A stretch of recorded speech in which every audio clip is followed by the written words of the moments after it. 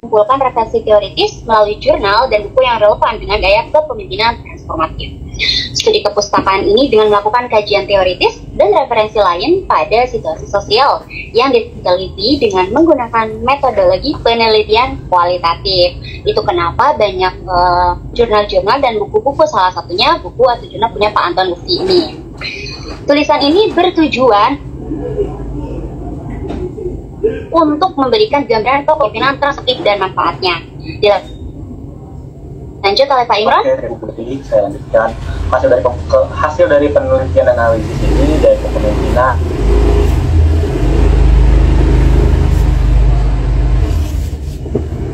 data sikap yang sering dilakukan oleh seorang pemimpin ketika ia mencoba mempengaruhi kinerja bawahannya. Robbins mengidentifikasikan gaya kepemimpinan menjadi 4. Yang pertama itu gaya kepemimpinan karismatik, yang kedua gaya kepemimpinan transaksional, yang ketiga ada gaya kepemimpinan transformasional, dan yang keempat ada gaya kepemimpinan visioner. Oke, sesuai dengan judul yang sudah kami sampaikan di slide pertama, pada presentasi kali ini kami akan fokus membahas cara kepemimpinan transformasional.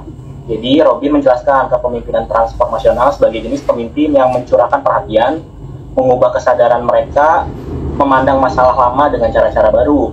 Ada 4 karakteristik pemimpin transformasional. Yang pertama, karismatik, inspiratif, stimulasi intelektual, dan pertimbangan individual.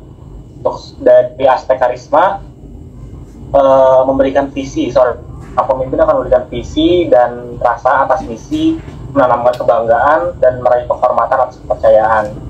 Kemudian dari inspirasi, seorang pemimpin akan mengkomunikasikan harapan tinggi, mengubah simbol untuk memfokuskan pada usaha, untuk penggambaran pentingnya secara sederhana. Kemudian yang ketiga, stimulasi intelektual. Pemimpin akan mendorong intelijensi, rasionalitas, dan pemecahan masalah secara hati-hati. Dan yang terakhir, pertimbangan individual, memberikan perhatian pribadi, melayani karyawan secara pribadi, dan melatih serta menasehati karyawan. Kemudian pemimpin transformasional dipandang sebagai model kepemimpinan yang paling efektif menurut Stephen Robin dan Timothy, seperti dijelaskan yang di atas di slide sebelumnya, karena gaya kepemimpinan ini dinilai menginspirasi pengikut untuk mementingkan kebutuhan organisasi melampaui kepentingan sendiri, serta dapat meningkatkan efektivitas pengikut dan memberikan kelompok atau sebuah kelompok itu semangat, serta dapat melakukan visi perusahaan itu. Dingot Hamonangan Ismail dan kawan-kawan menyimpulkan bahwa gaya kepemimpinan transformasional merupakan gaya kepemimpinan yang cocok diterapkan untuk generasi Z, karena gaya kepemimpinan transformatif atau transformasional lebih tanggap terhadap potensi sumber daya yang dimiliki oleh generasi muda tersebut, serta lebih mempertimbangkan keunikan pengikut dan lebih melibatkan partisipasi pengikutnya. Oke, kemudian untuk slide hasil analisis selanjutnya akan dibacakan oleh Kang Atri. Baik, terima kasih Mas Imron. Saya melanjutkan di slide hasil dan analisis ini. Jadi kepemimpinan pada dasarnya adalah proses memengaruhi anggota organisasi dalam mencapai tujuan bersama. 4 unsur dari great leader ataupun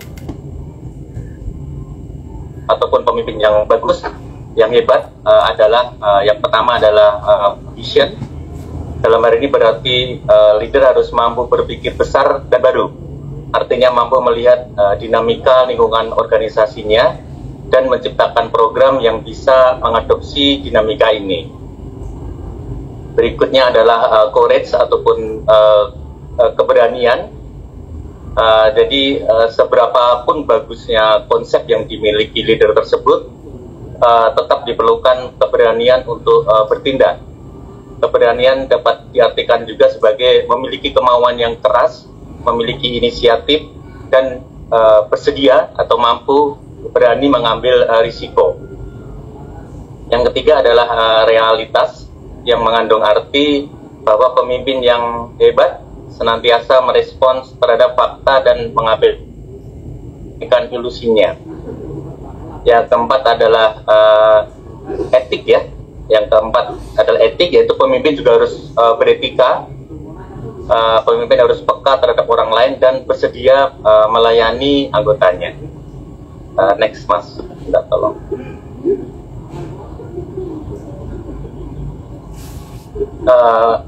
Gen Z sendiri mengacu pada generasi yang lahir antara tahun 1996 sampai dengan 2010 dan memiliki akses dan ketergantungan terhadap teknologi, gadget, dan pelacakan informasi secara acak.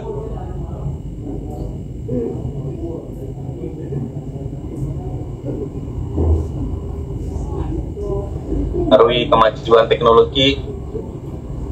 Mohon maaf, saya di PT di pas jam senam ya, ada di musiknya, mohon maaf. Di Indonesia, saya ulangi kembali lagi, Gen Z selain dipengaruhi kemajuan teknologi, juga secara politik, Gen Z telah lahir dalam situasi yang lebih demokratis menjelang lahirnya era reformasi di 1998 dahulu. Jadi bertemu Gen Z di Indonesia menjadi generasi yang lincah, spontan, aktif, kreatif, terampil menggunakan kecanggihan teknologi digital, bisa multitasking juga ya, dan juga menjadi spontan dalam berekspresi. Next Mas.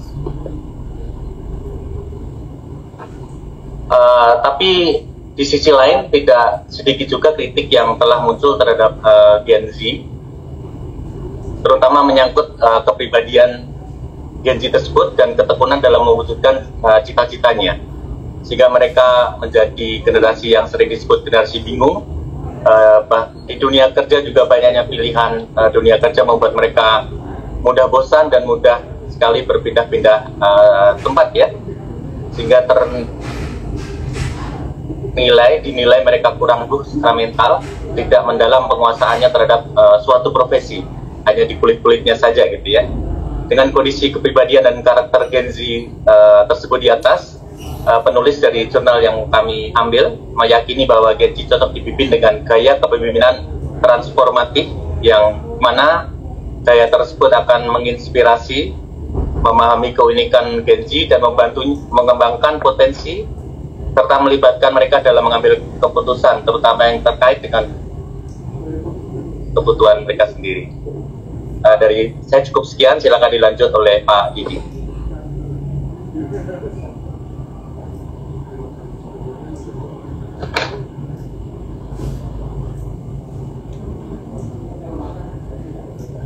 Halo Pak Didi. Ya, selamat malam. Mohon maaf sebelumnya, posisi saya masih di jalan, jadi pakai HP. Moga-moga masih bisa menyampaikan materi dari kelompok 5. Ya, salah satu dari penerapan kepemimpinan untuk Gen Z ya. Sebelumnya mungkin kita tambahkan bahwa Gen Z itu adalah generasi setelah Y, yaitu setelah milenial ya. Jadi ada generasi X, yaitu generasi tahun 80-an, generasi Y, Y dan Z. Untuk yang generasi Z ini memang penerapannya itu salah satu tadi generasi bingung yang sudah disebut oleh Pak Tri, tapi juga ada studi yang menyebutkan bahwa hubungan yang signifikan antara gaya kepemimpinan transformasional dan komunikasi internal dengan derajat rawan generasi Z. Salah satunya ada di Tokopedia. Next.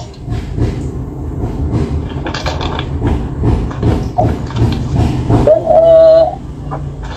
bisa kita simpulkan bahwa salah satu gaya transformasi itu sangat berguna ya, karena gaya kepemimpinan ini sangat mempengaruhi dari motivasi, kinerja dan komitmen organisasi, baik untuk organisasi bisnis maupun organisasi sosial. Bahwa kita sebutkan kepemimpinan transformasi ini memang cocok untuk karyawan atau melon maksudnya. Dan lainnya adalah berdasarkan kesimpulan penelitian implementasi penelitian dengan diuraikan di atas, maka saran dari pihak dengan gaya kepemimpinan yang tepat berpengaruh signifikan terhadap produktivitas dan kinerja karyawan dan kepemimpinan informasi ini cocok untuk diterapkan. Dan penyampaian materi dari generasi dari kelompok 5 lebih kurangnya kami dalam bentuk. Assalamualaikum warahmatullahi wabarakatuh.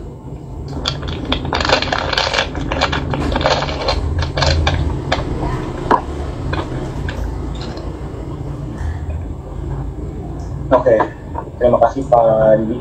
Mbak Putri bisa di closing Mbak Putri. Oke, terima kasih Bapak-Bapak atas presentasinya. Untuk penutup, ada request lagi nih pantun dari Patri. Boleh partisipasinya ya? Boleh. Yang semangat dong, boleh nggak nih partisipasinya? Boleh. Oke, bunga mawar, bunga selasih. Cakep. Warnanya cerah, tiada duanya. Cantik. Cukup sekian dan terima kasih. Semoga tidak ada yang bertanya. Wassalamualaikum warahmatullahi wabarakatuh. Waalaikumsalam. Saya kembalikan lagi kepada Pak Imran sebagai moderator. Oke, baik. Demikian presentasi dari kelompok 5. Jika ada yang bertanya, silahkan raise hand. Di sini nggak bisa raise hand ya? Oke, seperti tidak ada yang bertanya ya? Haryadi. Ada tuh. Oh, Pak Aryadi ya, silahkan Pak Aryadi. Baik, assalamualaikum. Warahmatullahi wabarakatuh. Waalaikumsalam. Terima kasih kelompok 5, presentasinya sangat bagus terkait transformasi kepemimpinan. Nah, yang ada yang pengen saya tanya terkait metode penanganan tim apabila itu dia kategorinya Gen Z tadi ya? Ya Pak, Gen Z Pak. Oke, saya sih cuma ngasih perspektif yang berbeda aja. Jadi kan 3 tahun ke belakang ini ada namanya metode agile ya. Mau itu yang mungkin di artikel yang teman-teman kutip itu dinamakan transformasi.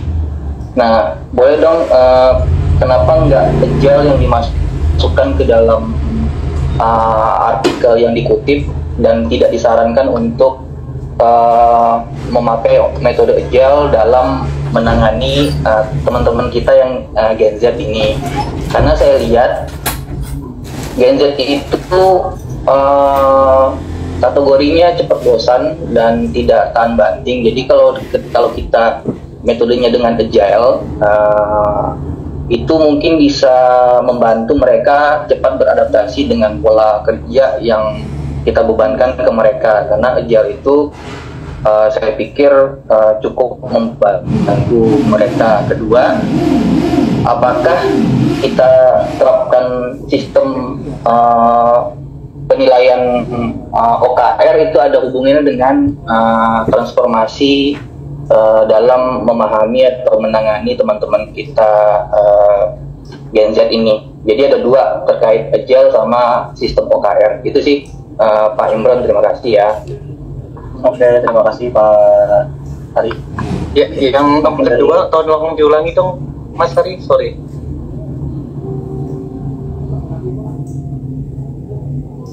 Oke, Mas. ya. Sorry Mas, agak kurang kedengaran yang kedua. Oke. Sebelumnya saya tanya dulu Pak, tadi udah pernah familiar terkait OKR kan ya? Kita itu. Kepanjangannya apa ya Mas? Irisan Pak. Agak kurang kedengaran ya. Kurang Halo. suaranya Pak Rudi kan? Ya, halo Pak. Atau boleh minta tolong di typing di chat room mungkin Pak?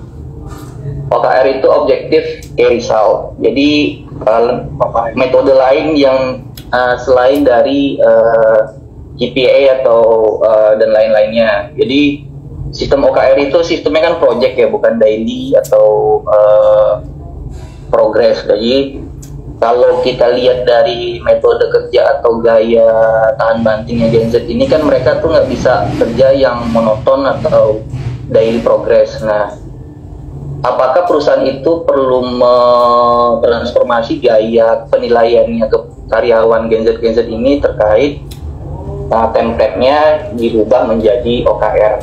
Nah, kalau nggak, saya ingin perspektifnya kenapa artikel ini tidak memunculkan terkait transformasi ini dihubungkan dengan agile, dengan sistem penilaian atau kinerja memakai sistem OKR. Cukup Patri, jelas nggak? Pertanyaannya jelas Mas, tinggal ini kami mikir jawaban dulu ya. Iya, tinggal di Google aja kalau mau. Siap. Makasih ya. Oke, makasih Pak Ari. Mas Imron mau kita tampung dulu atau bagaimana? Satu dijawab atau ditampung-tampung dulu? Patri bisa langsung jawab? Kebetulan belum. Belum, oke. Sambil menunggu kita cari jawaban, mungkin kita tampung pertanyaan dari member yang lain dulu ya. Lucu Patri. Ya kita chill aja Pak. Pak, jangan terlalu kaku, capek. Betul. Oke, mungkin dari teman-teman lain ada yang mau. Sambil menunggu pertanyaan ya. Jadi di saat kita mendapat tugas untuk merangkum suatu jurnal, berarti kami memang ada keterbatasan bahwa rangkuman kami terhadap jurnal tersebut gitu ya. Walaupun tidak membatasi juga kami untuk membaca jurnal yang lain gitu. Jadi di saat ada pertanyaan, kenapa jurnal ini tidak seperti ini, itu saya rasa kok kurang pas kalau ditanyakan ke kami yang sekedar merangkum gitu ya. Harusnya ditanyakan ke penulisnya, pasnya lah ya. Kami belum dapat kesempatan untuk nge-DM penulis dan sebagainya kebetulan Mas. Jadi itu feedback saya yang pertama. Yang kedua, kebetulan saya ada staff yang masih masuk Gen Z juga ya. Satu hal yang saya amati, mereka bukan money oriented ya, tapi apa yang harus kita lakukan sebagai atasan mereka, kita terus selalu membuat mereka merasa tertarik, merasa excited sama tugas yang kita berikan ke mereka gitu. Dengan itulah mereka akan tetap stay di perusahaan kita gitu ya. Walaupun mungkin ada offer yang lebih tinggi di tempat lain gitu. Tapi kebalikannya kalau tugas yang kita berikan kurang menarik, kurang excited bagi mereka, kurang memberikan pengalaman ke mereka ataupun hanya sekedar rutinitas, bahkan mereka bisa pergi ke tempat lain yang lebih rendah dari gaji yang didapatkan di tempat kita gitu. Itu aktualnya pernah kejadian seperti itu ya. Jadi itu silakan, kalau pertanyaan yang lain nanti yang nambahin juga silakan. Oke, sorry terkait penilaian, kebetulan baik terhadap Gen Z dan yang lain kami masih pakai KPI Mas Ari, jadi ya tergantung performance, tergantung actual performance mereka lah, nilai mereka akan terputuskan seperti itu ya Mas.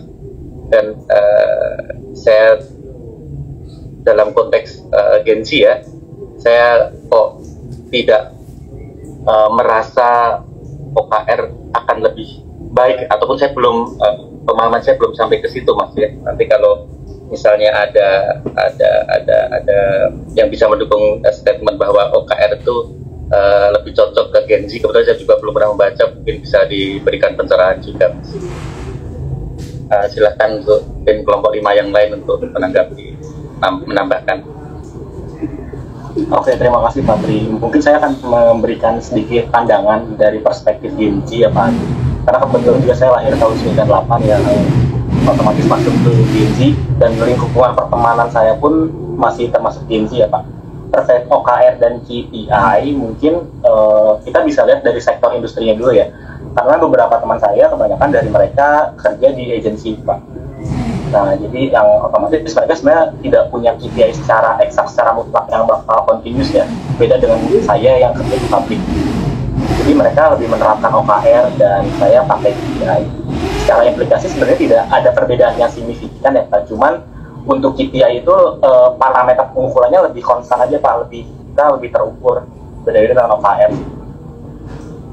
Dan menurut pendapat saya juga sebagai Gen Z, KPI menurut saya lebih objektif sih Pak.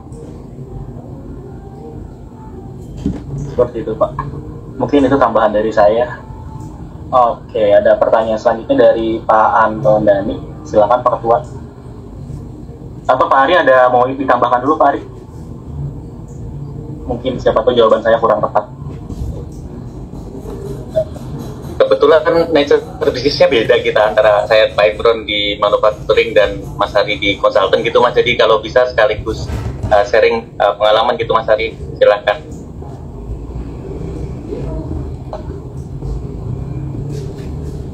Lanjut dulu aja Pak Tri, Pak Imron. Baik, siap Pak Ari. Terima kasih.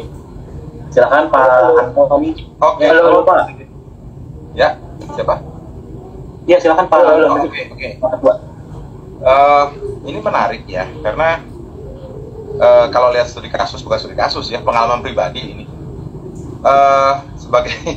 Sebagai Gen X saya ini punya anak-anaknya Gen Z ya, Gen Z ya, anak-anak, terus karyawan yang baru bergabung kayaknya rata-rata memang agility-nya nggak, kadang-kadang saya tidak pahami karena kalau menurut generasi X seperti kami mungkin ya, seperti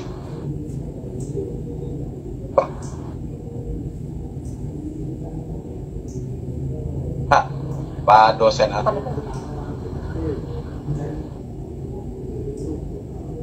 istilahnya kurang bukan gigih namanya, kurang tough ya gitu, atau karena terlalu banyak pilihan atau jadi pertanyaan saya adalah apakah memang leader kepemimpinan transformatifkah yang memang cocok, sementara kalau ada beberapa hal di mana dibutuhkan untuk sistem komando misalkan ya. Kalau saya biasa di sistem komando, jadi ya seperti itu ya, apalagi mungkin orang tua TNI udah sistem seperti itu, pokoknya harus kuat atau harus bagaimana gitu ya. Nah cuma memang memandang Gen Z saat ini kelihatannya kok baru 2 bulan, 3 bulan keluar, di hire lagi nanti keluar lagi, kayaknya nggak betah bekerja gitu ya. Karena dari pandangan saya setidaknya orang itu 2 tahun lah baru bisa kenal lingkungan ya, untuk beradaptasi dan lihat environment segala macam, at least 2 tahun setidaknya. Tapi kalau 1-2 bulan udah nggak betah, bagaimana kalau misalkan generasi ini begitu terus ya? Bagaimana untuk fulfill employee requirement di company gitu? Nah itu yang menjadi kesulitan saya juga sih. Akhirnya saya rekrut yang udah tua akhirnya, karena yang muda begitu terus ya, sampai juga ngerekrut keluar. Sementara dalam beberapa kasus dan beberapa hal ada jenis kepemimpinan yang tidak transformatif yang harus dilakukan ya, misalkan dalam kondisi-kondisi khusus gitu ya. Perkataannya sama, yang disampaikan sama, cuma beda usia, beda nerima gitu. Yang Gen Z itu lebih baperan menurut saya ya. Koreksi kalau saya keliru. Jadi dia lebih mental gitu. Tapi yang lain fight, tahu bahwa ini untuk untuk sesuatu yang lebih tinggi itu. Gitu. Nah, pertanyaan saya tadi itu, apakah harus transformatif? Apa nggak bisa cari yang lain? Sementara kan leadership itu bisa menyesuaikan tergantung situasi dan kondisi. Demikian mungkin bisa ditanggapi. Terima kasih. Oke, terima kasih Pak Anton Dhani. Jadi pertanyaan dari Pak Anton itu Gen Z itu kenapa yang kenapa gaya kepemimpinan transformatif yang lebih cenderung diterapkan di Gen Z gitu, kenapa bukan gaya kepemimpinan lain ya, dan kenapa karakter Gen Z juga lebih cenderung turnovernya cepat ya Pak, ganti tempat kerjanya cepat Ya. dan kenapa harus pakai gaya kepemimpinan transformatif? Betul, karena gaya kepemimpinan bisa saja dilakukan menyesuaikan dengan situasi ya, apalagi kalau organisasi nggak bisa milih, ini Gen Z harus begini, yang ini harus begini gitu. Sementara ini kan kebutuhan organisasi, misalnya ada satu policy harus diterapkan bukan gitu, nggak bisa pilih-pilih gitu kan. Mungkin bisa saya berusaha tidak keluar dari materi ya, karena ini kan tadi saya simak bahwa yang cocok itu transformatif. Apakah yang lain tidak bisa diterapkan juga? Atau ada treatment khusus untuk si Gen Z ini supaya mereka bisa menerima metode leadership yang lain? Oke, terima kasih Pak Anton sudah on track ya pertanyaannya, masih di luar topik, di dalam topik. Oke, dari teman-teman tim yang lain ada yang mau jawab mungkin buat sharing? Mungkin saya ya, Silakan Pak Didi. sama Gen X. Sama. Pak Didi dari perspektif Gen X ya Pak, saya dari perspektif Gen Z gitu Ya, ya. mungkin punya pengalaman sama nggak Pak Didi? Ya, ini kan si penulis ini kan membandingkan ya, artinya membandingkan beberapa karakter kepemimpinan gitu kan dalam menghadapi suatu generasi yang disebut Gen Z gitu ya. Kalau kita ingat waktu pertama kali memilih ketua kelas itu ya, kita kan belum pernah ketemu offline ya, tetapi tiba-tiba kok padanya yang kepilih gitu kan. Itu kan salah satu tipe kepemimpinan karismatik gitu ya, belum kenal, belum lihat orangnya tapi udah kepilih aja itu mungkin. Saya tim sesnya soalnya. Salah tuh sama Mbak Putri ya. Jadi memang tidak dipungkiri ya Pak ya, jadi kalau untuk generasi Z ini ya, ini perlu apa sih yang namanya menghargai apa yang dia katakan gitu kan, perlu mengayomi supaya dia tidak, yang tadi dibilang baperan gitu ya, baperan, dan juga perlu menyamakan ide. Jadi seperti Z ini kalau bukan nggak masuk ke pikiran sih gitu, jadi mesti masuk ke dalam visinya, menyamakan visi dengan generasi Z ini pemimpin. Sebenarnya yang ditulis oleh penulis di sini adalah solusi sebetulnya, salah satu solusi, makanya bukan solusi yang paling bagus tetapi salah satu solusi. Maka tadi Pak siapa yang nanya pertama itu mungkin salah satu solusi juga, solusi lain. Perspektifnya adalah memang generasi Z ini diindikasikan hal seperti itu, tapi memang itu sih generalisasi ya, tidak bisa generalisasi karena memang generasi Z itu kan dihubungkan dengan kemajuan teknologi, padahal karakter seseorang itu kan tergantung juga didikan keluarga, lingkungan yang seperti apa gitu kan. Kalau di kota besar dengan di daerah, mungkin kalau Bapak ngerekrut dari daerah yang daerah Jawa Timur atau pedalaman Pak, mungkin Bapak bisa dapat anak muda yang bagus, nggak baperan. Ya. Mungkin Pak ini ngerekrutnya dari kota-kota yang pulang kerja udah sama orang tua, carilah anak muda yang tinggalnya kos gitu ya, mungkin lebih handal. Begitu Pak Dani, terima kasih. Baik. Terima kasih Pak Didi. Mungkin sedikit tambahan ya Pak, terkait penelitian di jurnal ini juga kan konteksnya adalah studi pustaka ya Pak. Jadi mungkin tingkat akurasi atau objektivitasnya tidak akan seakurat menggunakan survei, karena tidak ada kuesioner yang disebar ke generasi Z sebagai karyawan juga sih Pak. Mungkin itu sebagai tambahan sih Pak. Baik Pak. Saya boleh tambah dari Gen X. Boleh Gen X atau mau dari milenial Mbak Putri? Iya, sebagai generasi tahun 2000-an, saya mau nambahin aja sedikit ya Pak Anton. Mungkin yang yang dibilang oleh Pak Didi sama Pak Imran itu udah mencakup keseluruhan. Tapi dari pengalaman saya, kenapa yang transformatif ini lebih cocok untuk Gen Z? Yang pertama, mungkin karakteristiknya salah satunya komunikasi terbuka dengan karyawan. Saya kerja sekitar udah di 4-4, dan baru kali ini dapat atasan yang memang mau untuk mendengarkan kita gitu ya sebagai bawahannya, yang kalau misalkan mau berbagi ide atau mau nanya ini bagusnya kayak gimana ya, ngajak diskusi kayak gitu. Itu saya jujur baru di yang sekarang. Sebelumnya kayak, Putri kamu harus sekian, kamu harus kayak gini.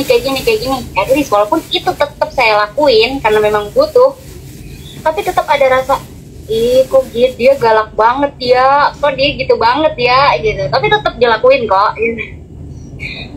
Tapi yang sekarang lebih cocok karena mau terbuka, mau komunikasi. Mbak Put, saya ada project kayak gini, menurut Mbak Put kayak gimana ya, ada solusi atau ada ide. Jadi kita tuh lebih seneng diajak untuk diskusi gitu loh Pak, diajak untuk ditanya ada nggak ya ide-ide, karena menurut saya kalau yang transformatif ini lebih terbuka komunikasinya gitu, nggak yang kita harus terus kayak gitu.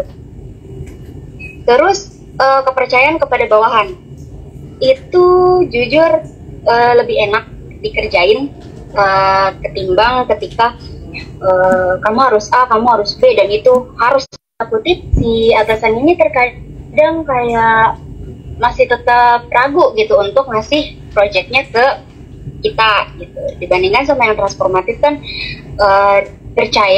beliau percaya bahwa ide saya bisa dijalankan gitu kan, walaupun misal tidak sejalan tapi beliau masih ada penghargaan untuk oke, nanti kita tampung dulu, nanti mungkin suatu saat nanti bisa kepake gitu. Mungkin yang seperti itu yang menurut penulis itu lebih ke arah Gen Z-nya Pak. Itu menurut pengalaman saya pribadi ya. Itu tambahannya Pak Anton.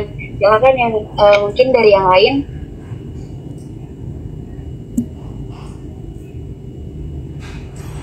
Mau ada tambahan?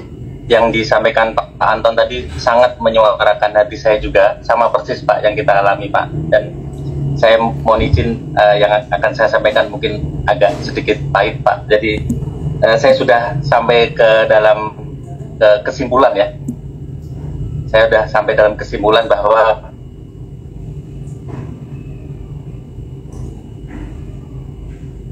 saya terhadap Gen Z gitu Pak, Gen Z. Di saat kita masih mengeluarkan statement, Gen Z kok seperti ini sih, kok kurang gini itu karena kita membandingkan Gen Z dengan Gen X, dengan zaman kita dulu gitu Pak. Padahal realitanya sekarang ini sudah zamannya mereka ya Pak. Tenaga kerja dari Gen Z tahun 2020 sudah sekitar kurang dari 30% dan akan terus meningkat ya Pak. Jadi zaman memang sudah berubah. Ini zaman udah milik mereka, dan mungkin kitanya yang harus beradaptasi dengan style mereka. Saya sudah sampai ke kesimpulan ini Pak, di saya pribadi di perusahaan saya yang sekarang ini ya Pak. Jadi yang Bapak sampaikan tadi saya alami dalam forum meeting. Saya memberikan instruksi, yang lain jalan, 1-2 orang yang Gen Z tidak jalan gitu Pak. Kita ya seperti yang disampaikan di jurnal ini, pemimpin transformasional ya, memang harus memberikan perhatian ke pribadi-pribadi tersebut Pak. Jadi panggil satu lagi, jelasin sampai dia paham, masuk ke logik mereka, baru mereka akan bisa jalan gitu Pak. Jadi mungkin Pak Anton, Pak Didi, kita harus berubah. Jadi sudah bukan zaman kita lagi, zaman Gen Z sekarang Pak. Jadi mari kita tidak bosan untuk membaca, tidak bosan untuk belajar agar bisa berubah mengimbangi mereka, seperti itu Pak. Cukup sekian dan terima kasih. Setuju Pak Tri, emang kita yang harus berubah ya. Izin menanggapi teman-teman kelompok 5 dan teman-teman yang lain. Silakan. Sharing aja sih ini sebenarnya. Memang untuk Gen Z ini ya kita tidak bisa memaksakan lah gaya kepemimpinan leadership kita yang memang dari generasi milenial lah ya gitu ya, termasuk saya gitu ya. Jadi Kalau di tempat saya sih sharing aja ini untuk Gen Z ini bagaimana sih biar mereka juga betah gitu, betah untuk tidak cepat-cepat berpindah gitu dengan tetap mengadakan well-being activities untuk tidak hanya Gen Z tapi all employee itu kita adakan well-being activities dan kita libatkan semua employee gitu. Terus benar tadi yang dikatakan Putri, recognition itu juga penting. Ya little recognition itu juga menjadi penyemangat untuk semua employee, sebenarnya tidak hanya Gen Z. Jadi kalau di tempat kami menghandle Gen Z dan semua karyawan itu ya agility-nya adalah dengan memanfaatkan well-being activities sama recognition. Terima kasih. Mumpung disebut Mbak Siti, kami 2 tahun sekali mengadakan survei motivasi pekerja kebetulan, dan ada satu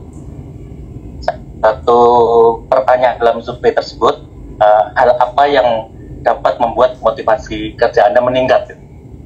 Dan jawaban nomor 1 paling banyak emang employee recognition gitu ya, pengakuan atas pekerja tersebut gitu, bahkan mengalahkan gaji bonus dan sebagainya.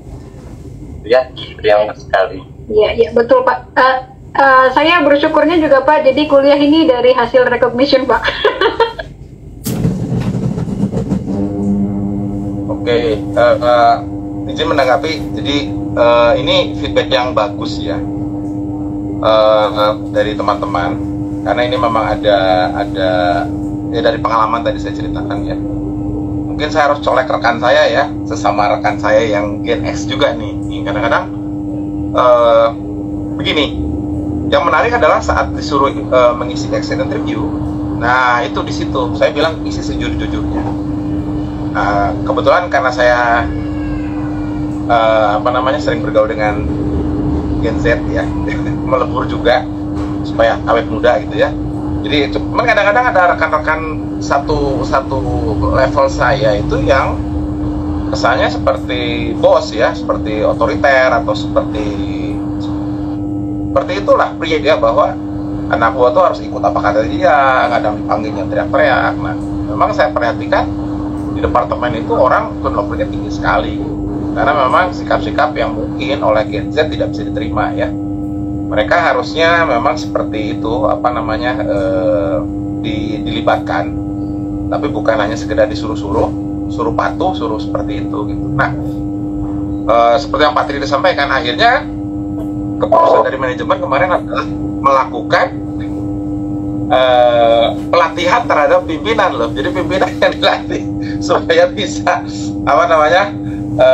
menyesuaikan gitu ya Pak ya. Bukan menyesuaikan. Jadi kalau gini, kalau ada satu fenomena, ada satu dinamika di mana turnover keluar masuk karyawan terlalu cepat di satu bagian, sementara satu bagian lagi tidak masalah, kan fungsi pimpinan itu melakukan coaching, counseling ya gitu. Tapi ada pimpinan, ada leader yang mau tahu jadi gitu. Oh ini IP-nya bagus, pintar, di hire gitu ya. Kemudian kok 1-2 bulan mental, terus begitu ya, sehingga pekerjaan HR itu never ending story ya, cerita begitu terus, dan ini kan costly. Nah kemudian dilakukan penelitian, diteliti. Saya bilang sama owner ya, coba dilihat exit interview isinya apa. Ya itu keluhannya terhadap sikap dari atasan rata-rata, bukan tempat kerja, bukan salary, sikap atasan. Pada dasar itu dilakukan pelatihan terhadap para pimpinan supaya bisa menyesuaikan dengan zamannya yang sekarang gitu. Jadi zaman kami yang dulu masih sistem komando ya, kita patuh pada perintah, disuruh A suruh B gitu ya, no excuse gitu ya. Terus memang siap ditempatkan di mana aja ya, nggak bisa melawan, pokoknya nurut aja gitu ya. Nah ini memang zamannya berubah. Jadi apa yang kami alami dulu tidak bisa kami terapkan. Apa yang kami alami waktu kami menjadi bawahan dan kita punya pimpinan, metode pimpinan kami dulu tidak bisa kami terapkan duplikat saat kita jadi pimpinan terhadap generasi yang sudah memang masanya berbeda. Baik, terima kasih teman-teman. Itu aja mungkin. Pak Ketua, Terima kasih mungkin untuk tanggapan izin teman-teman. menambahkan komentar, Pak. Tidak, silakan. Oke. Pak Rudi. Oke, kita mencoba satu diskusi tambahan ya, Pak. Sebenarnya ini mencoba menanggapi yang Pak Ketua sampaikan terkait dengan keluhan untuk Gen Z saat ini ya. Gimana mostly yang terjadi adalah yang dikeluhkan adalah ketika Gen Z itu masuk atau sudah masuk gitu. Padahal ketika kita melihat dari sisi HRD, khususnya kita harus mempertimbangkan saat karyawan itu masuk sudah kita pertimbangkan dahulu sih Pak. Artinya ketika tadi Pak Anton dan juga sempat menyampaikan, akhirnya saya memutuskan untuk merekrut yang sudah tua-tua gitu, misalnya gitu kan, tidak memberikan kesempatan kepada yang muda saat ini. Sebenarnya kalau kita melihat dari sisi rekrutmen ya, walaupun kita juga memiliki kendala terhadap Gen Z, tetapi tantangan rekrutmen adalah kita juga harus menemukan kebutuhan dari user dan kebutuhan dari Gen Z sendiri Pak. Jadi ada kalanya dalam proses rekrutmen juga kita harus memastikan hal-hal terkait dengan kebutuhan dari user dan dari Gen Z itu sendiri. Mungkin ini hanya terjadi di perusahaan saya tidak tahu di perusahaan lain. Karena kondisi seperti ini, saat ini kita sangat memperketat proses rekrutmen untuk memastikan ketika karyawan sudah masuk tidak mudah untuk keluar, khususnya untuk Gen Z, karena memang tingkat turnover dari beberapa perusahaan menyatakan bahwa Gen Z itu keluarnya itu lebih cepat daripada yang generasi-generasi yang lain. Sebenarnya saat ini di kita yang kita coba lakukan adalah melakukan atau menggunakan beberapa recruitment tools yang sekiranya itu lebih cocok untuk mengetahui kira-kira ini Gen Z ini walaupun dia Gen Z, tingkat followership-nya seperti apa nih gitu. Karena kan kita memiliki beberapa tes yang sebenarnya itu tes umum tetapi bisa digunakan oleh semua perusahaan ya. Kita bisa melihat tingkat followership-nya seperti apa. Jadi meskipun dia Gen Z, ini kira-kira Gen Z yang seperti apa. Ini akan menjadi pertimbangan juga buat Gen Z, dan user juga biasanya akan melihatnya ini Pak. Jadi ini hanya preventif, sebelum sudah masuk nanti jadi PR gitu. Jadi pas di awal kita udah sorting buat biar tidak menjadi masalah ketika sudah masuk, dan nanti keluar karena keluhannya yang tadi disampaikan oleh Pak Agindani gitu kan. Jadi buat yang menjadi praktisi HR juga mungkin perlu mempertimbangkan untuk proses rekrutmennya agar hal tersebut tidak berulang di perusahaan masing-masing. Meskipun ya nanti ada hubungannya dengan kepemimpinan transformasional tadi ya Pak ya, bagaimana kita memperlakukan Gen Z tadi sih Pak, seperti itu sih Pak. Baik, ya. Terima kasih Mas Rudi. Izin moderator. Bapak ini tuh. Silakan Pak Edi. Baby boomers nih. Ini generasi baby boomers. Izin Pak dosen dan izin Pak moderator, kami akan coba membagi pengalaman juga nih, karena tadi gen saya disebut-sebut juga. Oke, jadi kalau dilihat dari pembicaraan tadi sungguh sangat menarik. Pak Anton juga udah jelas arahnya tuh antara kelompok-kelompok kita ini seperti apa, dan kelompok milenial dan Gen Z. Kalau kita perhatikan dari paparan dan pendapat-pendapat teman-teman ini, kita akan perbandingkan dulu bagaimana seorang kepemimpinan baik dari periode Gen X atau milenial atau Gen Z. Kita akan melihat perbandingan dulu, dan juga kita akan melihat terutama perspektif dari masing-masing yang disebutkan tadi. Terus potensi juga kita akan lihat, terus terhadap pemikiran, terus terhadap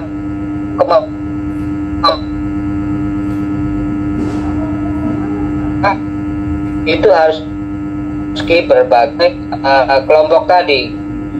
Nah, contoh untuk kelompok Gen X, golongan seperti saya ini, itu cara berpikirnya kalau zaman saya dulu itu masih ortodok, artinya apa yang diberikan itulah yang akan diterapkan.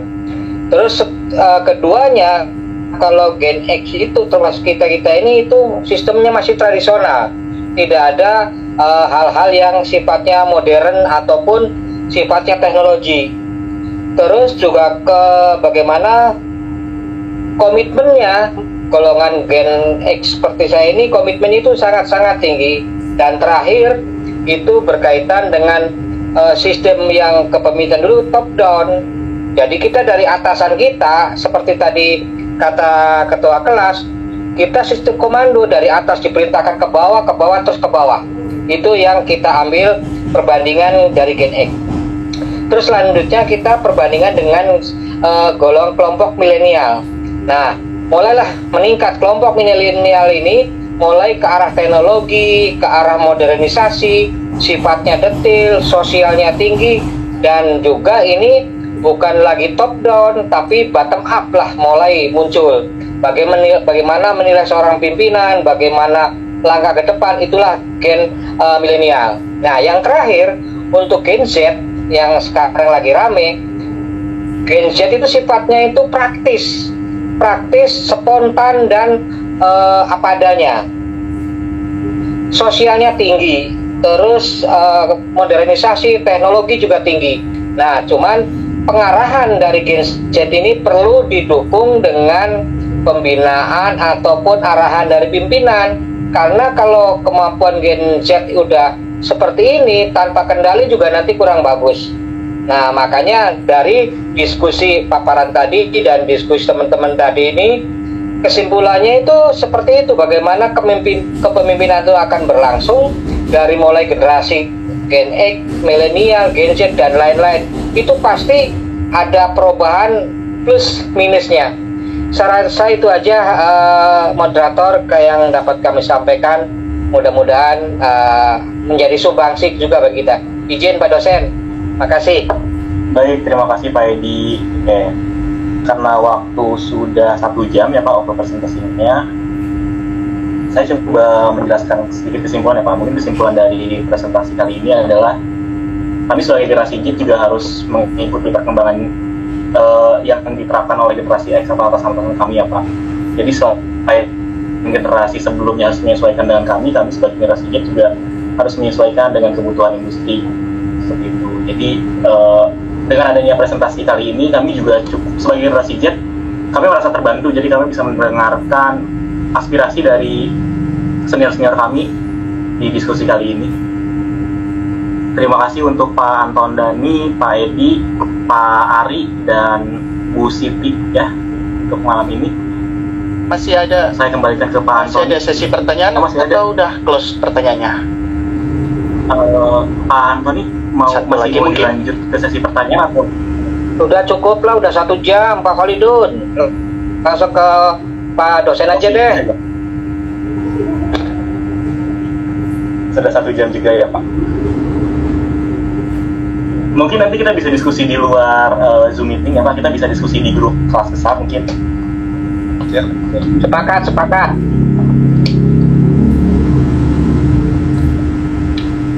Baik Pak Antoni, saya kembalikan ke Bapak untuk dilanjutkan materinya. Terima kasih Pak, selamat malam. Baik, terima kasih. Kita berikan aplaus untuk kelompok 5 ya, yang sudah memberikan paparan yang luar biasa terkait dengan review artikel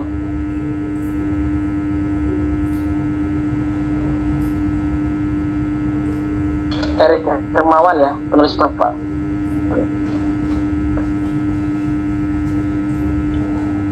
Firus Herdian Pak.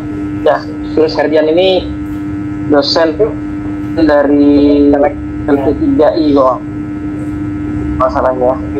Kemudian kalau saya baca artikel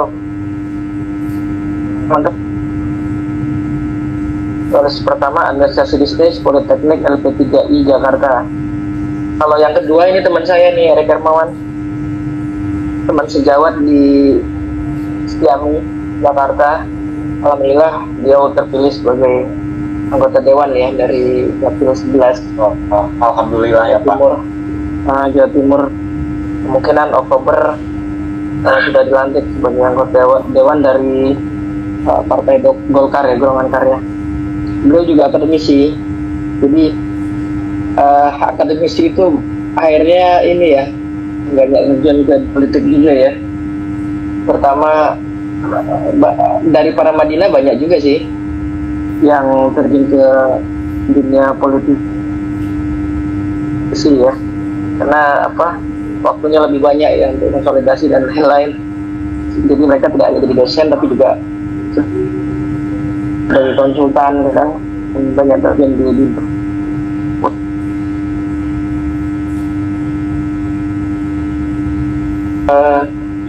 izin kena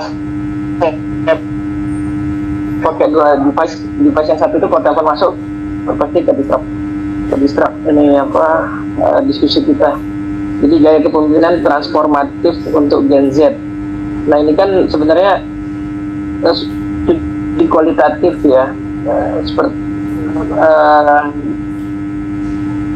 gaya kepemimpinan apa yang paling pas gitu untuk Gen Z ini. Kemudian dipaparkan berdasarkan bukunya Robbins ya. Robbins ini buku Principle of Management. Ada 4 gaya kepemimpinan: karismatik, transaksional, transformasional, dan visioner. Tapi dari riset kedua peneliti ini, yang paling ideal ya untuk Gen Z transformasional. Ini kan kajian literatur. Harusnya menurut Crosswell and Crosswell 2008 setidaknya ada 50 referensi yang dibaca, tapi saya lihat dari riset ini 24 bahan bacaan yang disitasi oleh kedua penulis ini. Jadi dari hasil temuan kedua penulis ini, gaya transformasional yang ideal sebenarnya untuk memimpin Gen Z ini. Kalau kita lihat kan dari karakteristik pemimpin transformasional juga ada 4 kalau nggak salah yang dipaparkan oleh peneliti ini. Pertama karisma, kedua inspiratif, sebenarnya juga di visioner kan gitu. Kemudian stimulus intelektual, bagaimana pemimpin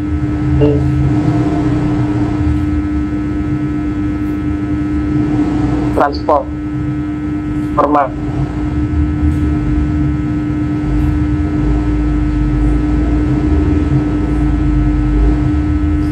mana pribadi, karya dilatih dan mana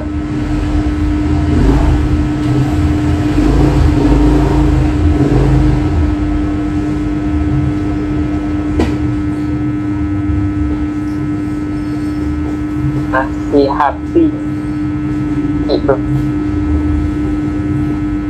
Kalau saya melihat mungkin dari perspektif yang lain, kalau teman-teman banyak melakukan kajian literatur ya, membaca banyak referensi, bisa jadi visioner juga cukup bisa menggrab Gen Z ini untuk bisa kan kalau kita bicara organisasi kan mengerjakan sesuatu atau mengerjakan mimpi mereka itu ya dalam korporasi untuk mencapai tujuan bersama. Jadi visioner juga cukup ideal. Nanti tergantung perspektifnya seperti apa.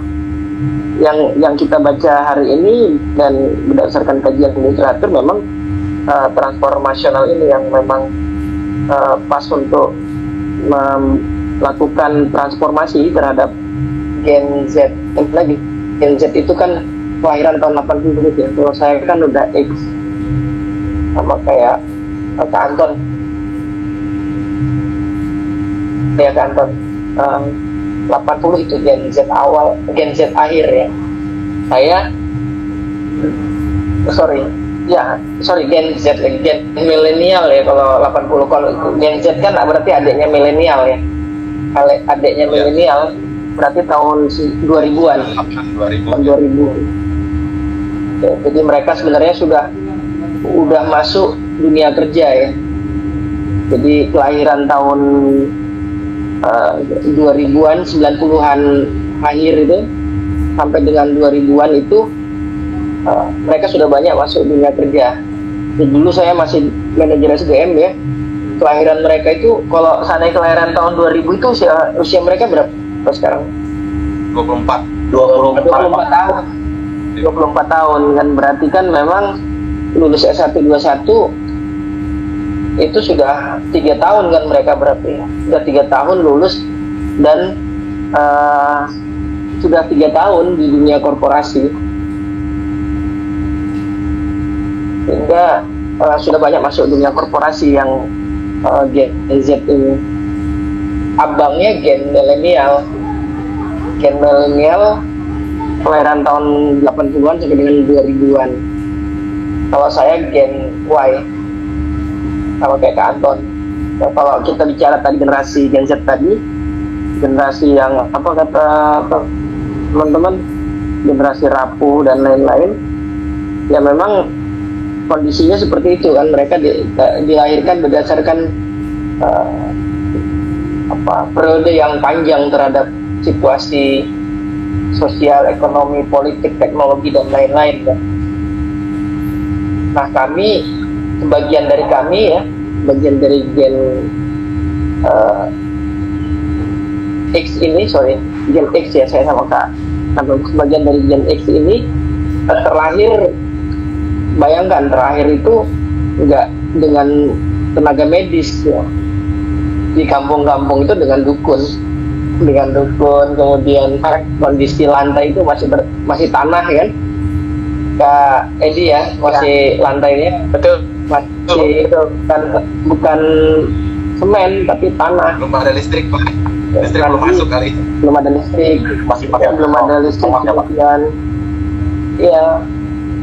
Terus mandinya juga nggak pakai air hangat, pakai pun ada mau pakai lalu baru dimandikan. Memang kondisinya berbeda. Sedangkan gen milenial, Gen Y ini kelahiran 80, teknologi internet kan udah mulai walaupun buminya di tahun 90-an, tapi kan teknologi sudah mulai masuk kan, ada email ya dan lain-lain. Kemudian laptop juga udah mulai berkembang dari PC ke portable.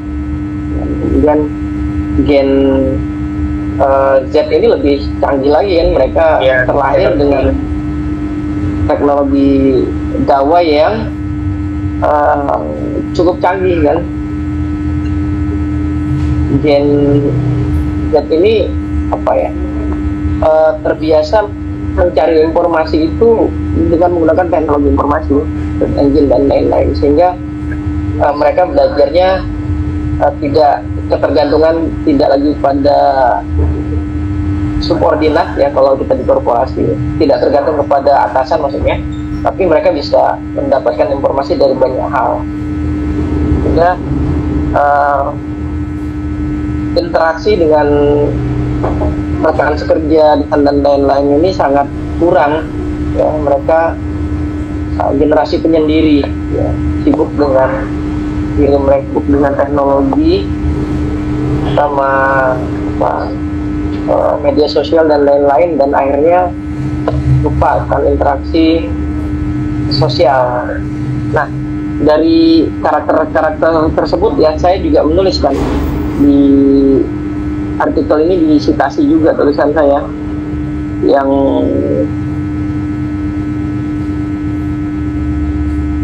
Arifin yang keempat itu ya, karakteristik kepemimpinan cendekia pada generasi milenial. Artikel itu banyak disitasi. Artikel saya yang karakter kepemimpinan cendekia pada generasi milenial itu juga banyak disitasi, karena saya melihat gen milenial ini kan udah mulai akan mulai menjabat. Mereka yang terlahir di 80-an, 90-an ya sampai dengan 2000 akhir itu mulai menjabat di beberapa level ya, mulai dari middle management sampai top management ya, kelahiran tahun 80-an itu usia mereka berapa? 4 dimati Pak, sekarangnya dimati. Oh iya. Pak Edi bocor jalan.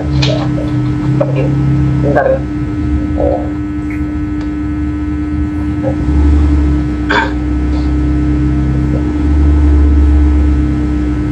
Kelahiran tahun 80-an itu berarti usia mereka 44 kan? 44 tahun. Awal generasi milenial awal itu udah 44 tahun, dan bagian dari mereka sudah ada yang direksi korporasi, komisaris di korporasi, pejabat eselon, ya. Kolonel mungkin ya, kalau jenderal 47 terakhir yang paling muda. Jadi minimal mereka sudah perwira tinggi ya, kolonel lah ya. Mungkin 4 tahun lagi mereka sudah akan menjadi eselon 2 dan eselon 1. Eselon 2 sudah banyak sebenarnya. Nah, gimana nih gaya kepemimpinan milenial ini terhadap Gen Z nih? Ya kan, karena yang memimpin itu bukannya kami lagi, Gen X ya, tapi Gen Y, gen milenial yang akan memimpin Gen Z. Sebagian kami masih memimpin ya, Gen X akhir itu ya, Gen X akhir kelahiran tahun 70-an mungkin di korporasi masih aktif ya, masih pada level GM dan direksi. Tapi sebagian besar itu udah gen milenial. Nah, gen milenial yang karakteristiknya juga berbeda dari kami, Gen X ya. Kemudian sebagian gen milenial ini juga generasi rapuh, memimpin adik-adiknya yang Gen Z ya, yang sama-sama rapuh gitu kan. Oleh karena itu butuh nilai-nilai sebenarnya, butuh nilai-nilai kepemimpinan. Dan oleh karena itu kan gaya kepemimpinan transformasional itu di dalamnya ada nilai-nilai kan. Inspirasi itu kan nilai, bagaimana gen milenial yang memimpin Gen Z ini punya nilai inspiratif. Inspiratif itu dalam artian gen milenial ini kan ini teknologi savvy ya, cerdas secara teknologi kan. Jadi di level mereka sudah banyak yang membuat startup yang luar biasa kan.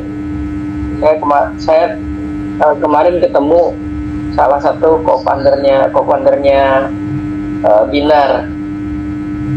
Jadi dulu CEO di Gojek, kemudian buat startup namanya Binar.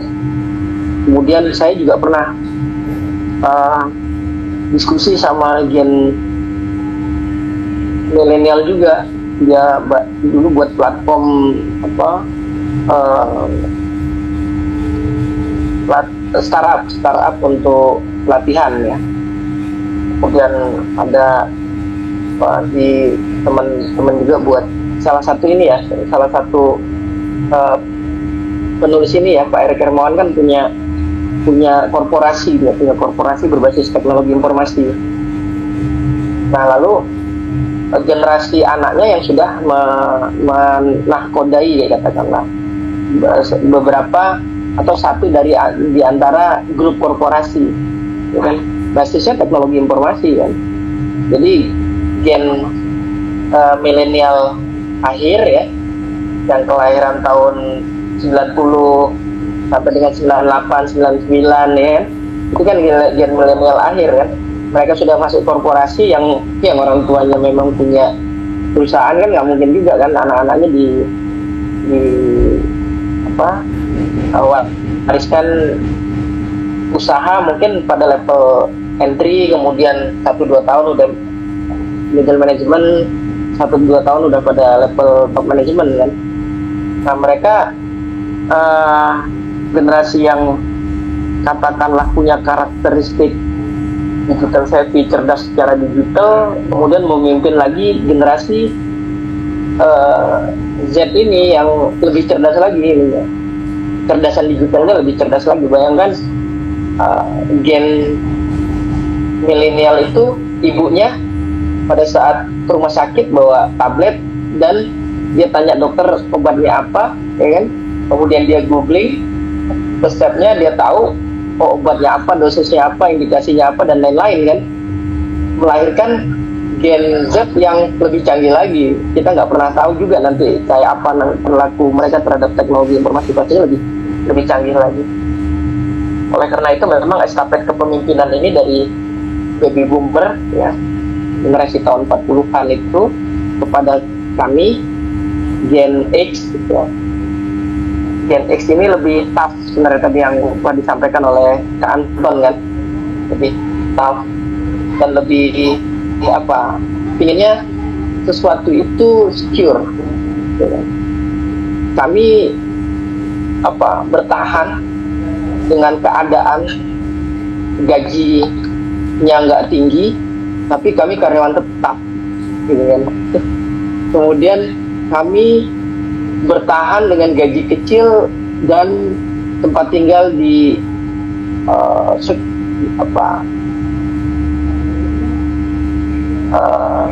luar Jakarta, pinggiran kota daerah Katolik ya, di antara kota Jakarta. Jadi kami bermacet-macetan itu masih bertahan. Nah, melahirkan Gen Y ya, bukan melahirkan, punya adik yang Gen milenial, bahkan mungkin yang Gen X akhir, Gen X awal melahirkan Gen milenial akhir kan. Nah itu udah Gen milenial udah nggak mau lagi kan, yang akhir terutama nggak mau lagi punya tempat tinggal yang jauh. Mereka lebih baik nggak punya rumah tapi menetap di apartemen kan gitu. Kemudian mereka nggak mau terikat pekerjaan secara permanen, yang penting gajinya besar. Nah, karakter-karakter yang berbeda antara generasi ini yang perlu gaya kepemimpinan katanya. Ya, karena itu transformasional dari riset dua penulis ini yang paling ideal untuk memimpin Gen Z. Kalau nanti punya diskusi yang lain, bagaimana mungkin gaya kepemimpinan visioner untuk Gen Z, ya kan, itu bisa saja diskusinya muncul ya, karena ini kan dia tidak menyatakan bahwa ini cocok untuk ini, tapi dia riset bahwa Gen Z ini butuh gaya kepemimpinan yang transformatif ya kan? Dan ideal dalam implementasi.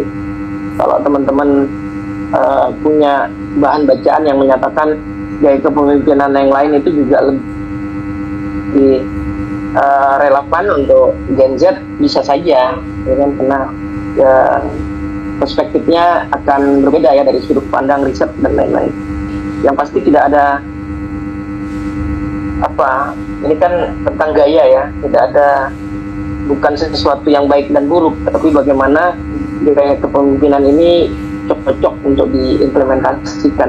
Mungkin kalau kita profiling seseorang ya, katakanlah kita sebut tokoh, bisa jadi dia memimpin dengan gaya dominan, transformasional, tapi gaya-gaya yang lain bisa jadi dia miliki ya, tapi nggak dominan. Mungkin karismatik dia punya tapi nggak dominan. Transaksional dia punya tapi nggak dominan. Dominannya pada salah satu gaya kepemimpinan tertentu. Itu teman-teman, masih ada yang perlu diskusikan Pak Holidun? Ada raise hand? Monggo Pak Holidun. Iya Pak, mungkin masih ke yang jurnal tadi Pak. Kebetulan saya kehabisan waktu untuk bertanya, jadi saya mungkin bertanya sama Bapak saja, dan mungkin teman-teman bisa menanggapinya. Dari jurnal yang disampaikan kelompok 5 tadi kan menyatakan bahwa gaya kepemimpinan transformatiflah yang tepat untuk Gen Z gitu. Jadi ada kasus di mana mungkin seperti pemimpin ini tidak kompeten dalam hal tidak bisa untuk menerapkan atau menjalankan gaya kepemimpinan transformatif. Dari beberapa empat gaya kepemimpinan, kira-kira setelah gaya transformatif, kira-kira gaya kepemimpinan apa yang kira-kira cocok diterapkan untuk Gen Z gitu. Terus mungkin satu lagi pertanyaan, gimana perspektif atau pandangan jika generasi Z ini yang memimpin para generasi yang di bawahnya begitu? Terima kasih. Ya, terima kasih Mas. leader yang terbaik, yang luar biasa. Izin saya yang baik hati juga Pak. Yang baik hati, tidak sombong, pengertian, penyabar. Saya izin coret-coret ya. Jadi dari riset ini kan menyatakan bahwa gaya kepemimpinan transformasional ini yang ideal ya terhadap Gen Z. Jadi kajian literatur kan dia baca gitu kan, literasinya, hasil riset gitu kan, terkait dengan keyword gaya kepemimpinan transformasional. Kemudian dia juga cari keyword Gen Z, maka ketemu nih Pak puluhan artikel tadi mereka baca ya, kemudian mereka teliti gaya kepemimpinan transformasional itu seperti apa, kemudian karakteristik Gen Z itu seperti apa.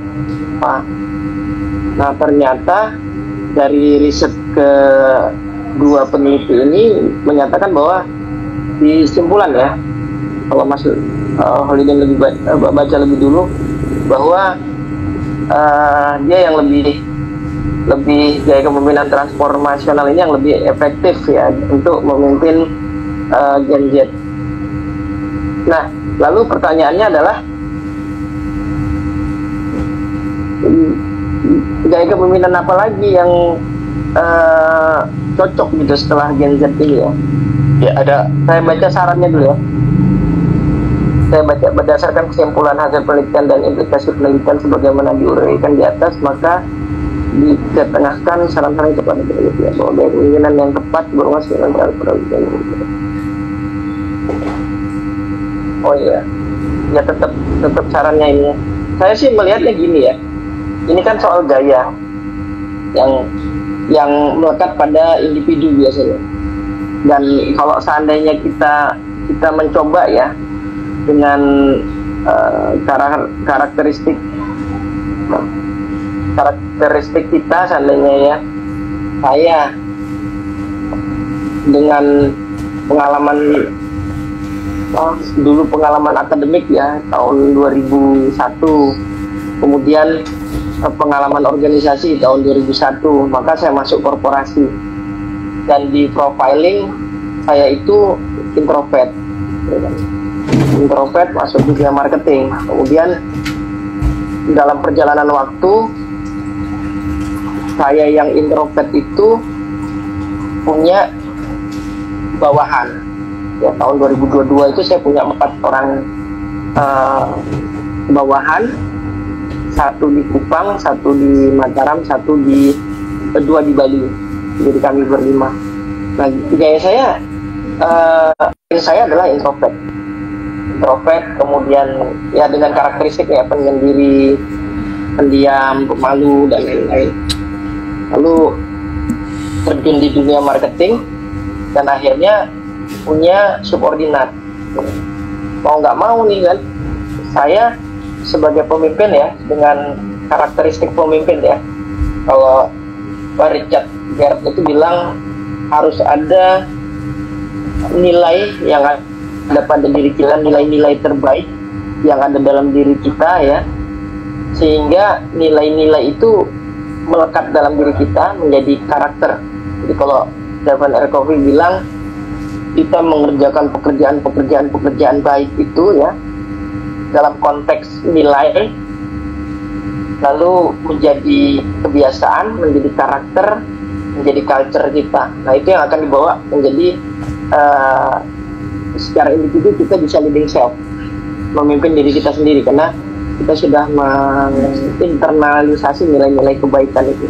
Lalu kita kan dalam proses perjalanan tadi yang saya ceritakan, di 2021 saya masuk, 2022 saya udah punya subordinat, berarti kan leading others, memimpin orang lain gitu. Dengan nilai-nilai yang berbeda lagi kan, dengan gaya memimpin kelompok, dengan memimpin diri saya sendiri kan. Kalau memimpin diri saya sendiri, ya udah nilai-nilai kebaikan aja yang saya internalisasi dalam diri saya.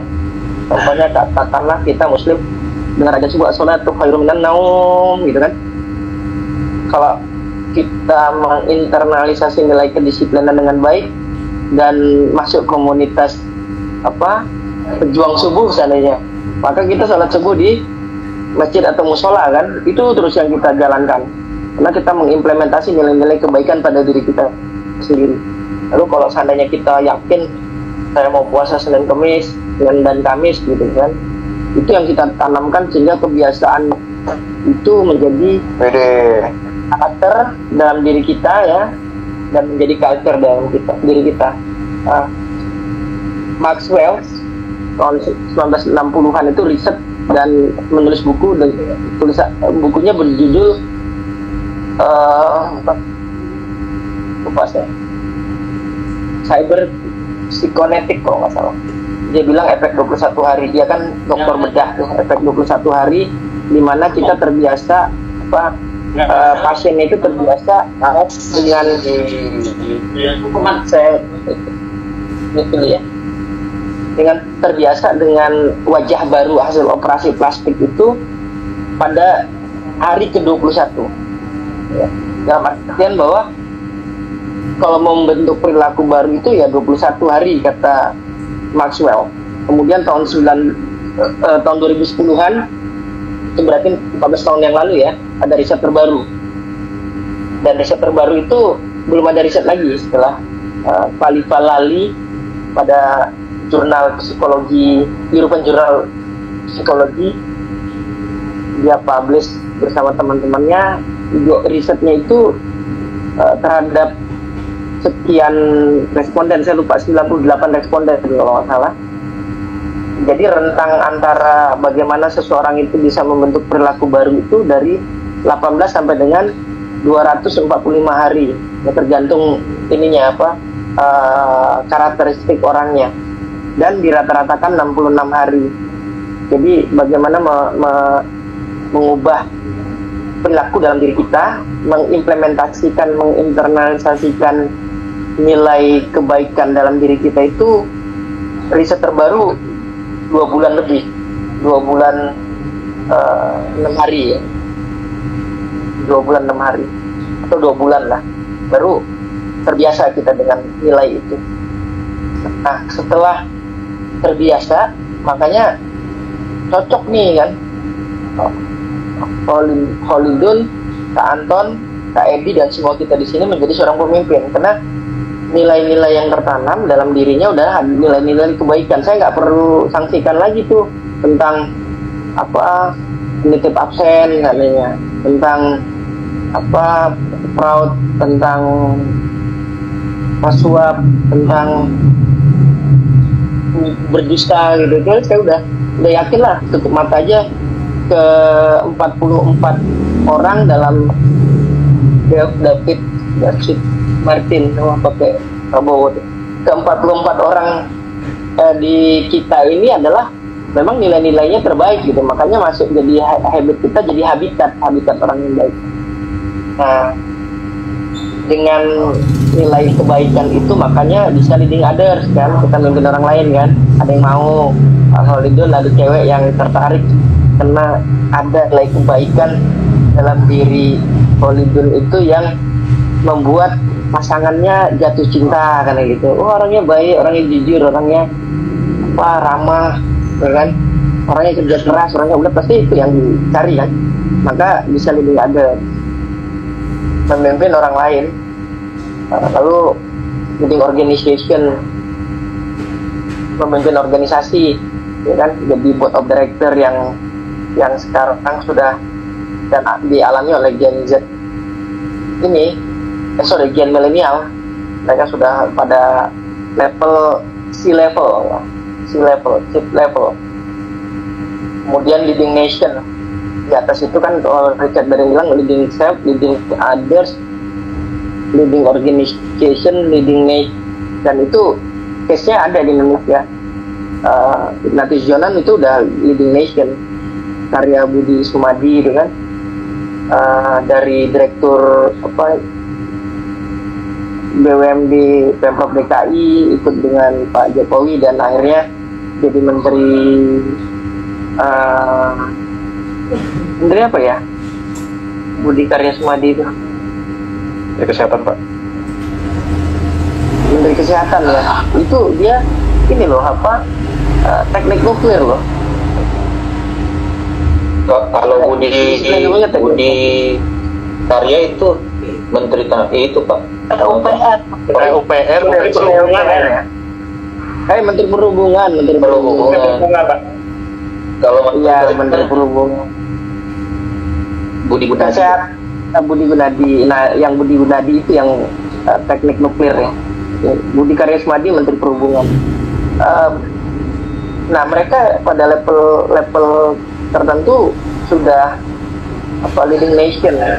Nah, balik pertanyaan, ya kan, gaya yang tadi kita terinternalisasi nilai-nilai kebaikan itu menjadi kecenderungan kita memimpin dengan gaya yang di riset ada 7 Robin.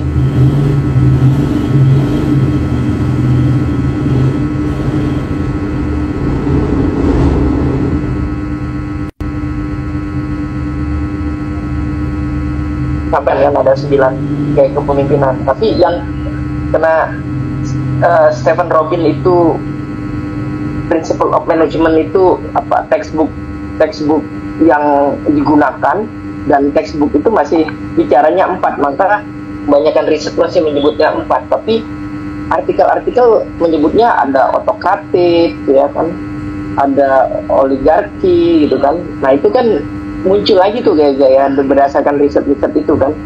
Tapi setidaknya yang digunakan banyak peneliti ya 4 gaya ini.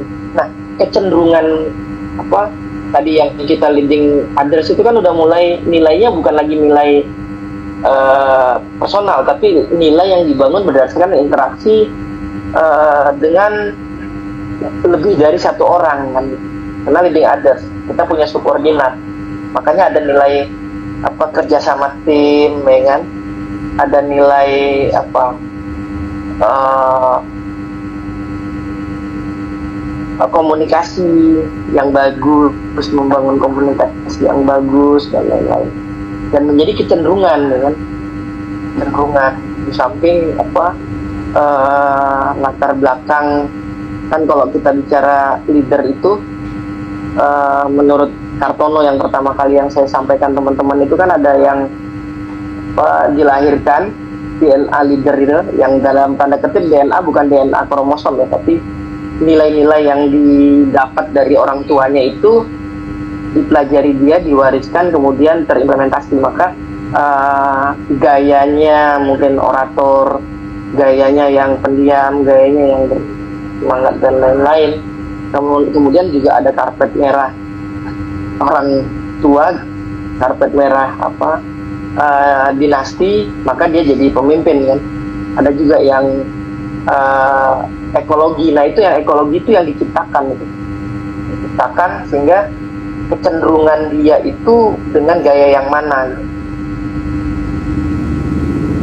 Jadi risetnya Robin itu kan sebenarnya melihat profiling kan, profiling dari banyak tokoh, kemudian dikumpulkan, oh ternyata orang-orang yang memimpin itu gitu kan diklasifikasikan ke dalam 4 gaya ini gitu kan.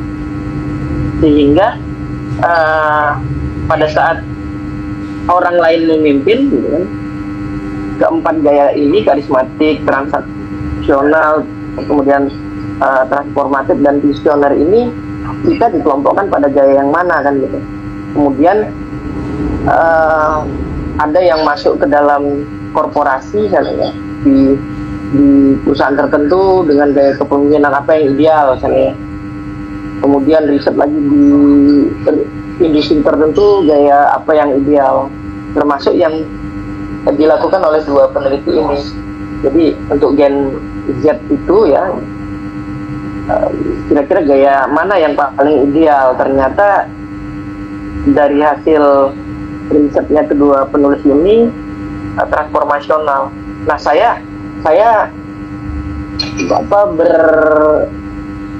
berasumsi ya secara praktek empiris dan juga pengalaman akademis, bisa jadi visioner ideal juga kan, tinggal nanti kita kajian literaturnya seperti apa ya, karena praktek empirisnya kan nggak pernah diekspos di ini kan, di berita-berita kan, tapi diteliti lewat kajian-kajian penelitian ya, baik yang kualitatif maupun kuantitatif, sehingga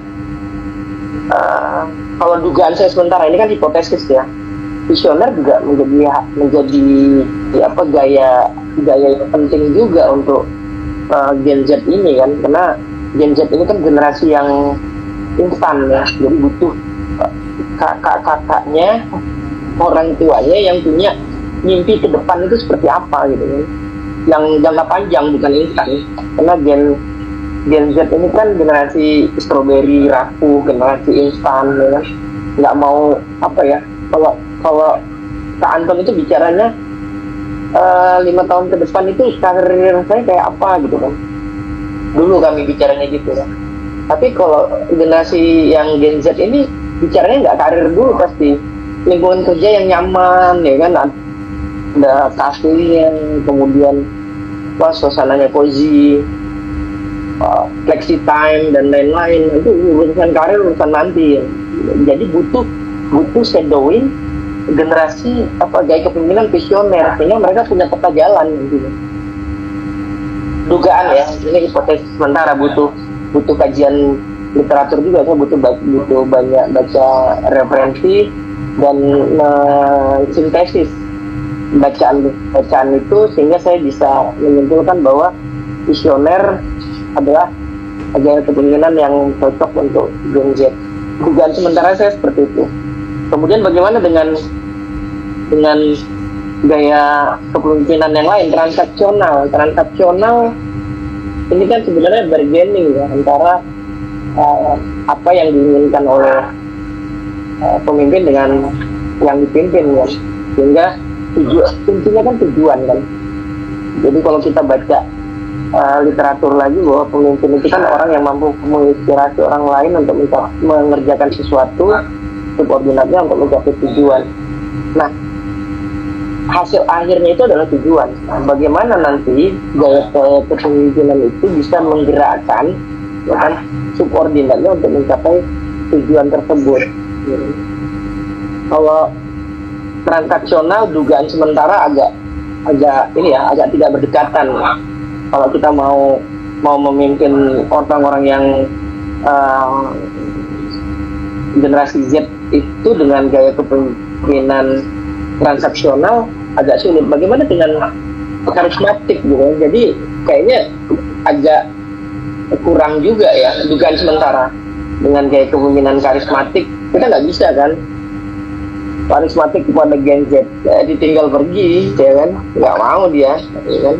Tapi kalau seandainya tadi transformatif, visioner kan, didekati subordinat kita yang Gen Z tadi, kemudian diinspirasi, kemudian diajak going together untuk mencapai tujuan itu, saya pikir nyampe ke tujuan akhir.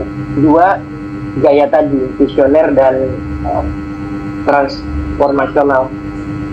Karismatik butuh kajian, dan kayaknya sih beberapa literatur yang saya baca jarang ya, dan belum pernah.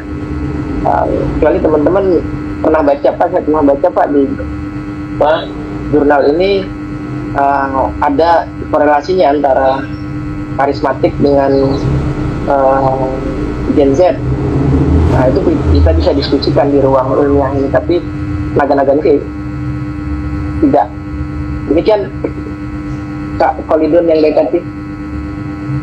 Baik Pak Tony yang bijaksana dan baik hati. Terima kasih Pak. Berarti kesimpulannya ini ya Pak ya, dari tadi yang mendekati yang cocok, yang mendekati transformasional, berarti tadi visioner ya. Dua yang lainnya masih belum ya Pak ya? Ya, kecuali nanti kalau Mas Olin dan teman-teman bisa mendapatkan literatur ya yang perlu kita diskusikan, itu memperkaya saya ya, atau kita pengen coba gitu kan, riset itu kan gitu, ada nggak hubungan antara transaksional dan karismatik terhadap Gen Z. Cari aja keyword itu. Kayak sih kalau make sense ya, kan kadang kita beranjak terhadap melakukan hipotesis itu kan sesuatu yang make sense dulu kan, ini masuk akal nggak sih gitu kan, mendekatkan antara gaya kepemimpinan yang karismatik dengan Gen Z, ketemu nggak sih gitu kan, kayak logika berpikirnya nggak ketemu kan gitu, karena dengan karakteristik milenial ini kalau dengan gaya-gaya pemimpin yang karismatik, wibawa, instruksional dan lain-lain, kayaknya ini deh nyerah deh mereka, resign gitu dari perusahaan. Dan salah satu penyebab, sebagian besar penyebab orang mau keluar ya dari pekerjaan tadi Kak Anton sebut exit interview ya, itu kebanyakan pemimpinnya, gaya kepemimpinan. Demikian teman-teman, saya absen dulu ya teman-teman, saya belum masih materi loh, tinggal 10 menit lagi saya absen dulu ya. Saya itu masih di rest area loh. Saya dari masih kuliah di U4, kuliah Fakultas Ekonomi dan Bisnis U4. Jam berapa? Saya berangkatnya kemarin. Habis asar saya berangkat, nyampe nyantai karena saya lewat tol bawah kan, lewat tol Kampek tapi lewat bawah bukan MGZ, sehingga nyampainya jam 7-an malam. Saya dikasih kamar UTC namanya, UTC Hotel Dago, ya kan? Saya WA teman UTC, udah booking belum? Udah. Saya nggak tahu UTC kan, kalau ada saya mau pindah deh, kalau belum di booking sudah Pak nih udah. Nah saya nyampe, wah lumayan juga hotelnya, saya bilang. Terus nanya UTC itu singkatan apa? UTC itu singkatan Unpad Training Center Hotel. Oh ya udahlah, saya bermalam di situ. Padahal ininya di Jatinangor kan, kampus Unpadnya, Fakultas Ekonomi Bisnisnya di Jatinangor. Nah, saya bermalam, jam 6 saya sarapan, jam 7 saya dijemput, kemudian kami ke Jatinangor. Jam 8 acaranya, tapi jam setengah 9 mulai sampai jam setengah 11. Kemudian acara makan siang dan lain-lain. Jam 3 saya pulang dari hotel UTC itu, karena Kak Anton udah WA kan, Pak Antoni, saya ngingetin hari ini kuliah dan yang presentasi kelompok 5 siap. Saya bilang saya minta link Zoom ke temen dan saya share ke Kak Anton. Saya pikir saya bisa tembus rumah jam 7 kan gitu, lewat bawah, saya nggak lewat MBZ, karena kalau di Kampek sini kan exitnya tol Bekasi Barat kan, saya langsung pulang. Ternyata nggak bisa masuk. Saya di rest area 15B, saya berharap bisa sholat maghrib. Ternyata jam 7 kurang itu udah azan. Pas saya masuk masjid, azan. Adalah kuliah, saya cari tempat nanti jamak saja sholat maghribnya, karena saya dalam perjalanan masih musafir, sehingga perkuliahan ini bisa berlangsung.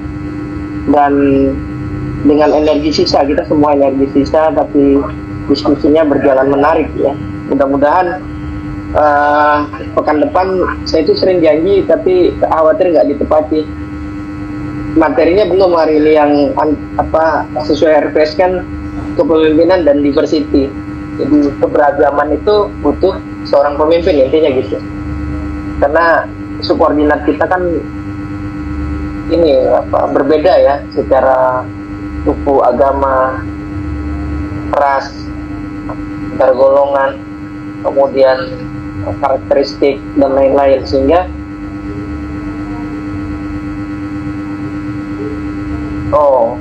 ada perubahan, sehingga butuh kepemimpinan terhadap managing diversity at work di dunia kerja.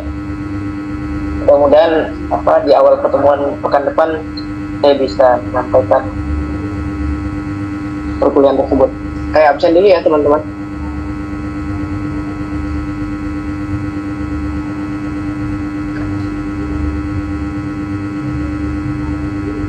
Ya.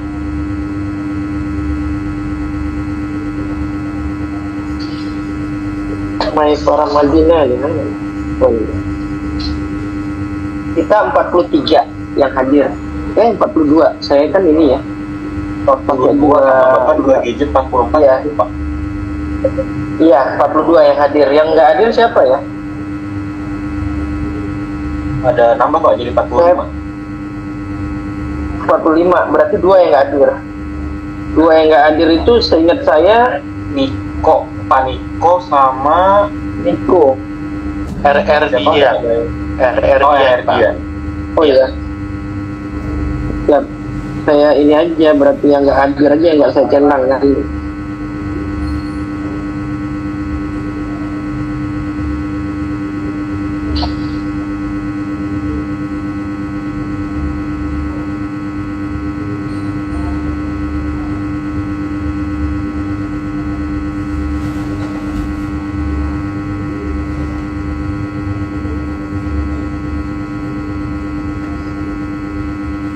Niko ya? Iya Pak, Niko udah mundur Pak, Niko mundur. Iya, sama RR Dian. Iya betul.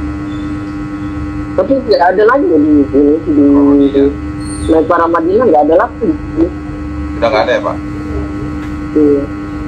Tapi di sini 45, kita hadir 43. Siapa ya? Jendi ada? Ada Pak. Ada Pak. Iya. Wisnu, Adam. Nah itu dia, mana? Nggak ada kayaknya Pak. Wisnu Adam nggak ada ya? Nggak ada. Iya nggak ada Pak. Ya udah, berarti Wisnu Adam ya. Oke. Mas, saya upgrade.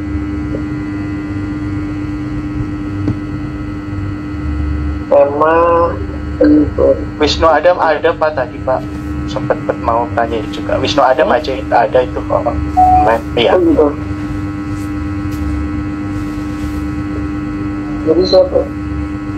Bisa dicek di itu online.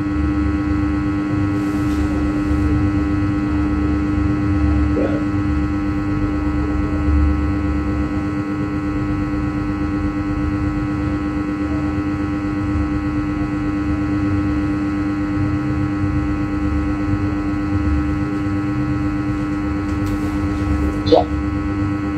Baik teman-teman, ada pertanyaan lagi? Sebelum saya tutup, saya izin menutup lebih awal ya. Pak, tadi ada mau nanya Pak tadi Pak? Ya, siapa? Monggo. Tadi yang nanya itu yang apa nanya kecocokan kelompok siapa ya tadi ya? Saya Pak, izin bertanya Pak. Ya, monggo lanjut aja ya. Iya. Ada perubahan penentuan ini Pak dari awal presentasi itu kan ditentukan udah konfirmasi ke Pak Antoni katanya untuk biar siap semuanya ya. Pada saat awal perkuliahan dimulai tapi beberapa kali mungkin ini yang kedua atau ketiga mungkin dikocoknya sebelum begitu Pak, gitu aja sih. Oh gitu atau dari Pak Antoni ada perubahan atau gimana gitu, saya pengen tanya aja. Dari saya itu kan asal teman-teman siap. 2 kali terakhir kan memang dikocok sebelum perkuliahan. Jadi kalau teman-teman sepakat nggak apa-apa juga sih. Jadi mengurangi waktu kita mengundi dan lain-lain. Mungkin di awal kan memang kalau baru mulai di awal itu kan memang yang semuanya itu start ini kan sebagian besar kan sudah melakukan presentasi gitu ya. Jadi ini tinggal sedikit yang belum presentasi, makanya kenapa bisa dikocok lebih awal gitu sih Pak. Karena kalau di awal itu kan memang hampir semuanya kan belum, jadi hanya baru 1 kali pertemuan, 2 kali pertemuan itu kan diharapkan semuanya bisa standby dan bersiap. Nah kalau sekarang kan posisinya sudah paling itu sebelum selesai ya Pak, sebelum selesai. Ya, izin menyampaikan mungkin menurut saya tidak fair karena di beberapa di awal-awal presentasi ada rekan kita yang emang